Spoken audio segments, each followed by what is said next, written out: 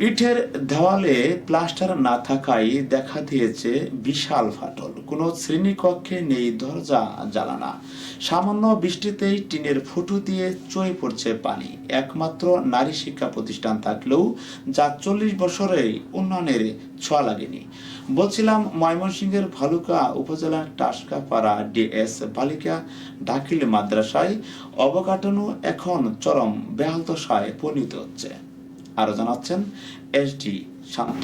টিনের তৈরি প্রতিষ্ঠানটি বহু পুরনো, যা মরিচা পড়ে এখন খসে পড়েছে।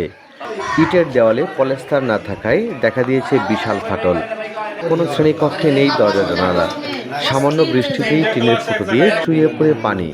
বই খাতা ভিজে যাওয়ায় পাঠদান বন্ধ রাখতে হয়। বৃষ্টির পানি আসে আর ফল ফল পাখি নাই। মাদ্রাসার চালটা ভাঙা, আমরা বৃষ্টি মতো ঠিক মতো পড়াশোনা করতে পারি না, ব্যাগ ভিজে যায়, আমাদের জামা কাপড় ভিজে যায়। তাই আমরা চাচ্ছি যে আমাদের ভালো একটা ভবন।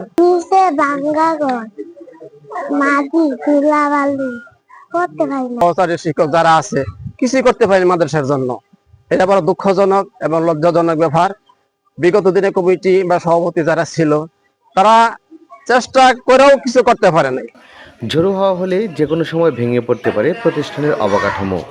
এমন পরিস্থিতিতে জীবনের ঝুঁকি নিয়ে পাঠদান চললেও বর্তমানে পুরোপুরি অনুপযোগী হয়ে পড়েছে শ্রেণী শিক্ষা কার্যক্রম। বিল্ডিং ঘরটা আছে ওটা আপনার ইট ভাঙে চলে যাইতেছে, দরজা নাই, জানালা নাই, অনেক রিস্কের মধ্যে প্লাবন ক্লাস করতেছে, কিন্তু তারা যে কোনো মুহূর্তে দুর্ঘটনা করতে পারে। এরকম অবস্থায় আমরা চাচ্ছি শিক্ষা মন্ত্রণালয়ের কাছে যে আমাদের অতি তাড়াতাড়ি আমাদের এই যে কোনো একটা ভবনের আপাতত আমাদের ব্যবস্থা করে দেওয়া হোক। শিক্ষা মন্ত্রণালয়ের দৃষ্টি আকর্ষণ করছি যাতে করে আমাদের এই মাদ্রাসায় অবকাঠামো উন্নত হয় এবং পরিবেশ সুন্দর হয়। বিদ্যালয়ের মূল ভবনের অবস্থা অত্যন্ত নাজুক। নেই ভালো অফিস কক্ষ, আসবাবপত্র জরাজীর্ণ, নষ্ট হচ্ছে বেঞ্চ, টেবিল ও আলমারি। শিক্ষকরা বলেন, বারবার সংশ্লিষ্ট কর্তৃপক্ষকে লিখিতভাবে জানিয়েছেন ভবনটি এতটাই ঝুঁকিপূর্ণ, যে কোনো বড় ধরনের দুর্ঘটনা ঘটতে পারে। বর্তমানে আমরা ভাঙা করে কোনো মতে ক্লাস নেওয়ার চেষ্টা করছি। এভাবে মানসম্মত শিক্ষা প্রদান সম্ভব নয়। বর্তমান সভাপতি এমরুল শিকদার বলেন, অবকাঠামোর দিক দিয়ে কোনো উন্নয়নের ছোঁয়া লাগেনি প্রতিষ্ঠান লগ্নের পর হতে। ইতিমধ্যে আপনারা দেখেছেন আমাদের পশ্চিম পাশে এবং পূর্ব পাশে দুটি ভবন ব্যবহার অনুপযোগী। স্পেশালি পূর্ব পাশেরটা বাচ্চারা ক্লাসের জন্য অনুপযোগী, যে কোনো সময় বসে পড়তে পারে। এবং ক্লাসের এবং অবকাঠামো উন্নয়নের না থাকার কারণে আমাদের আশেপাশের ছেলেমেয়েগুলা আশেপাশে তামাট, বাটাজোর, কাদিগর, পালগাঁও বিভিন্ন উচ্চ বিদ্যালয় বা মাদ্রাসায় চলে যাচ্ছে। আমরা অবকাঠামোগত উন্নয়ন করতে পারি, এখানে আমাদের ছাত্রছাত্রীর সংখ্যা আরো বাড়বে।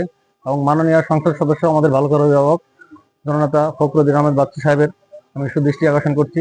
প্রতিষ্ঠানের সুপার মোহাম্মদ আমিনুল ইসলাম বলেন, উন্নয়নের ছোঁয়া পাই নাই, যদিও একমাত্র এই নারী শিক্ষার প্রতিষ্ঠান আমাদের অগ্রাধিকার ছিল পাওয়ার। বারবার দরখাস্ত দেওয়ার পরে আমরা ব্যর্থ হয়েছি। তো আমি বর্তমান বিপুল ভোটে বিজয়ী জনাব ফখরুদ্দিন বাচ্চু সাহেবের নেতৃত্বে আমি চাই যে এই মৃতপ্রায় এই প্রতিষ্ঠানটি প্রাণের সঞ্জীবনী শক্তি সঞ্চারিত হোক। এলাকাবাসীর দাবি, সরকার এই বেহাল দশার অবহেলিত শিক্ষা প্রতিষ্ঠানটির প্রতি সুদৃষ্টি দিয়ে নতুন ভবনের প্রত্যাশা সকলের। আপনারা দেখছেন দেশ টিভি বাংলা টেলিভিশন। আমরা দেশ ও জনতার পক্ষে। আমাদের পেজে লাইক দিয়ে সঙ্গে থাকুন। ধন্যবাদ।